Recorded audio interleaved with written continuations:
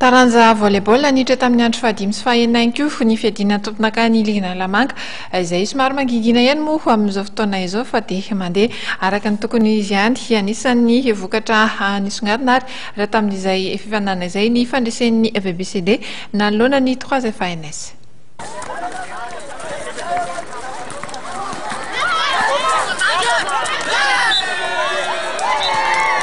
Na dia somary manginona sy tsy hainona firy aza dia mandeha ihany ny fiadiana tompon-dakan'ny ligin'Analamanga ho an'ity taranja volleyball ity.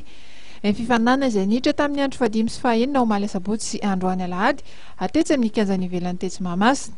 Nisongadina indrindra tamin'izany ny andresen'ny ekipan'ny VBCD ireto mikanjomanga ireto tamin'ny seta 3-0 ny ekipan'ny 3FANS teo amin'ny skady première division en lehilahy io.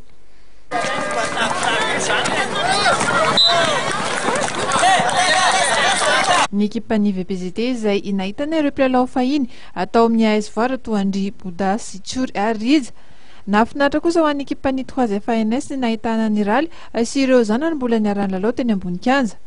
Toraka izany ihany koa dia lavy ny ekipan'ny Kosfa ireto miakanjo mena tamin'ny seta 3-0 ireto ny ekipan'ny Scoop Digital.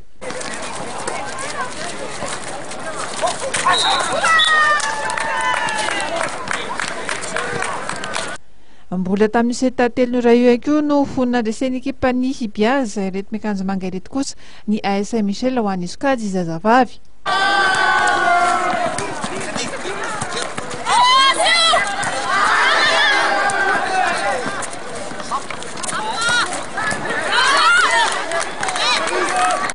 Afakoatray dia tsy ambaka ny feona ho an'ny sokajy première série ihany koa ny fifandonana nisy teo amin'ny ekipan'ny Azy sy ny RCDMA ho an'ny sokajy deuxième série zazalahy. Taorian'ny break 3-0 toko mantsy no voan'ny ekipan'ny Azy ireto miakanjo fotsy reto mpandresy tamin'ity lalao ity.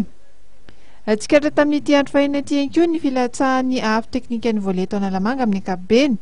Tozary manimanina ny jery tokoa mantsy nahitana ireo lalao nanampitrotraka izany ihany koa ny tsy